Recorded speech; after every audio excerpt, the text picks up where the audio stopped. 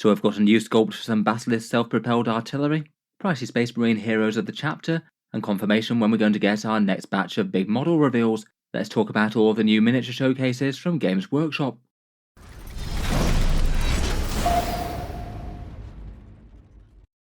Hello and welcome back to Warspets Tactics, where today I thought in amongst all of the Dark Angels things that have been happening this week, it might be interesting to check in on everything else that's been happening. And for this one I thought we'd talk about the new Basilisk reveal, the price on the heroes of the chapter, which I hadn't covered last time round, the Warhammer World Store anniversary reveals, which are going to be billed for the 2nd of March, and also a kind of fun new animation for the Imperial Knights over on Warhammer Plus. First up though, one of the models that I found the most interesting was this new sculpt for a Basilisk or Medusa for the Solar Auxilia. When I saw this shared, I saw a few people confused as to whether or not it was for Legion Imperialis, the mini version of the game, or full fat 40k heresy sort of scale. It is the latter. Not too hard to see where the confusion could come with a bit though, given that they seem to be releasing a Solar Auxilia sort of range both for the main Horus heresy and also for epic scale Legions Imperialis at the same time, given that the Solar Auxilia is sort of the slightly more elite precursor to the Imperial Guard. There's quite a lot of opportunity for kits being relevant to the 40k setting around, and a new Basilisk sculpt is pretty much a prime example of that. Really quite fun to have a new take on everyone's favourite self-propelled artillery tractor. This one obviously having a fairly different look and character to the miniature. Interesting, it seems to be mounted on the Lehman Russ chassis as opposed to the Chimera chassis that the 40k model gets, and also it features an enclosed crew compartment, which kind of goes along with the whole Solar Auxilia theme of being able to fight in environments without oxygen. Most of their infantry are clad in void armour and everything. It's definitely a very different take on the Basilisk, and I'm sure lots of people will prefer to run with the more classic 40k version with the big blast shield. It is kind of iconic. But I feel like this sculpt could be really interesting for collectors of certain regiments. I've seen a fair few people eyeing it up for Krieg, and perhaps even more so than Krieg, it could be kind of nice for an Armageddon Steel Legion sort of themed vehicle. They are known to have their own pattern of Basilisk with an enclosed crew compartment, that one again being a Chimera chassis though. As well as the Basilisk, as you can see, it also builds the option for the Medusa, a shorter range but heavier artillery with a more bunker busting sort of role. I remember this one throwing around Demolisher Cannon style artillery pie plates in ages past. Obviously both of these are primarily aimed at the heresy sort of range, but I feel like when applied to current Imperial Guard armies, the Medusa could be kind of fun to run as a sort of alternative Manticore, basically bigger, heavier artillery. And with the way that the Guard Codex rules work at the moment, the Manticore doesn't have that issue of only being able to fire 4 Storm Eagle rockets over the course of the game. It can fire all game long, and the profiles have a fair bit of overlap with strength 10 and damage 3, so at least to my mind I think the proxy will be a pretty reasonable one. If you prefer the look and feel of this guide to those enormous mounted cruise missile type things, looks like there might be the possibility of magnetising between the two as well, which could be kind of handy.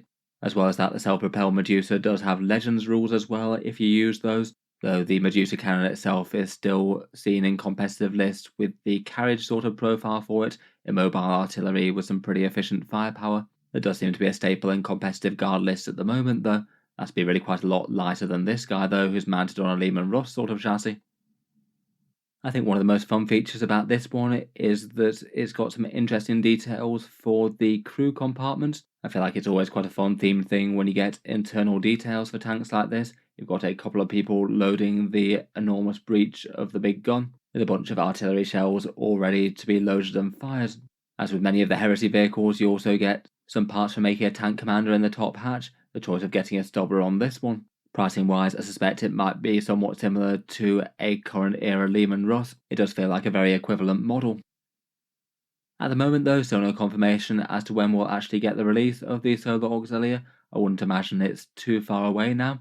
I'd guess that any secondary releases like this Basilisk and Medusa will probably follow the main launch box coming though. This was the one that we had previewed a little while back, the one with a Lehman Russ, plenty of their infantry, a command squad, heavy sentinel, and that great big Dracosan armoured transport. I feel like the Solar Auxilia do have some pretty fun sculpts. I quite like the infantry in particular. I feel like they could have a lot of applications within 40k. Could be fun for a different sort of feel for things like cultists for Chaos or Genestealer cult, or a different feel of guard regiment beyond regular Cadians, Katachans or Deathcore. Moving on though, next we've got Space Marines, and I thought I'd cycle back to talk about the price for this Heroes of the Chapter box set, given that as it's a Games Workshop online only, we didn't get to find out the prices when the rest of the discount retailers did. I certainly was guessing that the price of this would be more than most people would really want to pay for it, and Games Workshop certainly didn't disappoint there. It's £65, $110 or €85, and it's currently up for pre-order on Games Workshop's web store. This one's basically their solution for releasing the Space Marines from a Leviathan that you can't buy separately yet. The main motivation is the Combi Weapon Lieutenant and the Apothecary Biologist, both of which I think are really quite fun models, and are both pretty handy in game for Space Marine lists right now. But we kind of knew that they were going to be packaged in this slightly awkward way, given that they share a sprue with the Monopost Stern Guard squad, which has been released in its own multi-part plastic kit. So unless you particularly want to get your hands on the Leviathan sculpt and can't find another way to do that, then they maybe feel a little bit redundant and not as good value as the big multi-part set, which gives you things like options for power weapons on the Sergeant and a choice of their bolters and heavy weapon. At least in theory land, you could still see this kit as a slight discount compared with Games Workshop's normal offerings. If you added up the price for minor characters plus the squad of 5 Stern Guard comparing to the multi-part kit, if you bought them individually, you might expect something like £82 or $124. At least in theory land, that does mean that there's a slim saving on them. Though given that a lot of third-party discount retailers don't offer discounts off these guys, that does kind of balance out any feel-good factor. Obviously, in reality though, the reaction to these guys' price is going to be about as dire as it gets. While they might be kind of par for the course with a lot of Games Workshop's other offerings, mainly inflated by their very expensive normal character price, the fact that these are coming when you might still be able to land a copy of Leviathan means that these guys are an absolute terrible deal if you can find Leviathan models anywhere. Say for example, if you picked up a Leviathan box and managed to split it 50-50 with the Tyrannid player, even if you gave them both the big book and the data cards, you'd still only be paying £10 or $15 more than this set, and for that you just get a ridiculous amount more stuff: 10 Infernus Marines, a 5-man Terminator squad, a Terminator Captain, a Terminator Librarian, and a whole Ballistas Dreadnought. I feel like you basically triple the amount of cool stuff that you got for the money for the extra tiny price, and it just makes these guys a terrible deal compared with the Leviathan. For that reason, I can't say I recommend them. I feel like if you wanted to hunt down these models on eBay, you're probably going to find cheaper prices than this. I feel like this will just eventually wind up being the sets that will make future players wish they could have bought Leviathan, if it does still remain on sale, say in 5 years' time when supplies of that box set are basically gone. While we're on the subject of Leviathan, I will just mention channel affiliates briefly. If you were somehow one of the players who actually wanted to pick up the Leviathan box set and hadn't got your hands on one already, they still do have very good supply in the UK, offering them for the £150. Element Games is linked down in the video description if you'd like to help support the channel. A small amount of any sales through that do go to support Allspecs Tactics, as do the ones for the other affiliates around the world, like Gap Games in Australia or Wargame Portal in the USA. Otherwise though, you still might have some good success finding Leviathan in local stores. I believe there's still a fair few kicking around in Warhammer stores, though there isn't quite as much access to them just to order in online. I feel like Element Games in the UK is one of the only places that still seems to have some. Moving swiftly onwards from Games Workshop's horribly priced Space Marines though, we have also got the next date for when to expect more reveals and miniatures being shown off. Earlier in the week, Games Workshop published an article to tell us to expect new miniature reveals somewhere around the 2nd to 3rd of March, and that'll apparently be lining up with the Warhammer World Store anniversary apparently. Don't know if it's an actual special anniversary or anything like that, or just some sort of random excuse to try and tie in some model reveals for a minor event on their calendar. Warhammer World's the big Nottingham HQ centre that they have in the UK, and it has some pretty cool stuff to go and see. Well worth a visit if it's convenient at some point, mainly for the awesome miniature halls with this ridiculously sized Space Marines vs Chaos diorama. Apparently they'll have some sort of events on that weekend, though I guess that just means it'll be extra busy. And I feel like for most people, the more interesting thing is the actual miniature reveals that they've teased, which do perhaps sound like they're going to be slightly different to their normal state of affairs. They haven't talked about any sort of live stream reveal show yet, and unlike some of the other reveal teasers that haven't told us which gaming systems are going to get content, which is maybe a little bit less exciting, as it is kind of fun to watch along with an hour's worth of model reveals.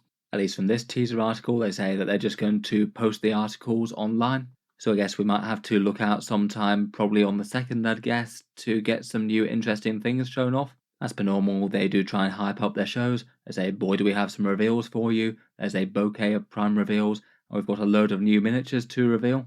I feel like from that sort of stuff, there's going to be at least 3+ things, probably stuff from multiple gaming systems. Though as per normal with these reveal shows, I probably wouldn't be getting overhyped specifically for Warhammer 40k stuff. They do have loads of gaming systems that they could focus on. Given we had an entire Kroot range with the last one, I feel like there's at least a reasonable chance that it's just some more minor stuff for 40k. For miniatures that we know that we're going to see at some point, we've got that cool Orc mech suits, plus the Melter Spear Custodian that we had teased earlier. Plus I'm still just vaguely holding out for some sort of Kroot Greater Narlock, though again that could potentially come on a regular Monday model reveal session. In any case, I'll certainly be aiming to cover any fun stuff that they do show off here on the channel. I'll talk about anything that's relevant to Warhammer 40k. I think the only teaser they've given us at the moment was this picture of a miniature goose, which is all very fun. I'd be kind of surprised if he's making his way into the grim darkness of the far future though. I suspect that'll be probably one of their sort of character pets for one of their skirmish games, perhaps Warhammer Underworlds or Warcry potentially, unless any of you guys out there know any better. Finally, for Warhammer 40k news this week, I was at least kind of interested by this new Broken Lance animation that Games Workshop's teased on Wednesday. This one apparently is going to be the next in their sequence of animations for Warhammer Plus, described as nearly here. They tend to let people know what animations and things are coming the Sunday before, and depending on how much value they're placing on this one, we might get a few more articles on Warhammer Community if you're interested in that. Their animation projects tend to be at least fairly short and sweet. I feel like I found just about all of them that I watched fairly entertaining for the time they took up. Perhaps the main criticism, though, is that for the monthly subscription fee, if the prime goal is to watch animations, you don't really get much time of entertainment for your money. I feel like it's maybe not the worst, though, if you're engaging with the hobby on multiple different levels. If you really like the miniature of the year, plus you get good value out of the Warhammer app and use that regularly for army building, between the lot of it could be alright. Apparently this one's going to pit Imperial Knights versus Chaos Knights, and in a fair few of the battle shots there were a bunch of Nurgle mutant things running around, maybe Poxwalkers or other bigger demonic stuff. Though it looks like the core of the action is going to be Imperial Knights versus their traitor counterparts. I guess it might be kind of hard to tell a different story where you have a whole load of Imperial Knights beating up things that are 1/10 of their size. I feel like for a punchy fun story it could be pretty nice, plus just digging into the background of that entire setup a bit more. Imperial and Traitor Knights don't really usually tend to be at the centre of the 40k narrative, so kind of fun to give them some focus. I would say though that even for me, as someone who doesn't really have much of an eye for good animation or bad animation and things, it doesn't really look like they're going for the same sort of quality of animation as some of their previous projects that they've put out, maybe feeling a bit more like a computer game cinematic, but stretched out to a short show length. Not sure if that could just be the way that the trailer was shown though, maybe the actual end offering might be different, and that's absolutely not to discredit the work that's no doubt gone into this. Let me know your thoughts on the little trailer though. Is that something that you're going to be interested to see a bit more of? Or just another short animation thing that you're not really going to be able to justify paying for the Warhammer Plus paywall for?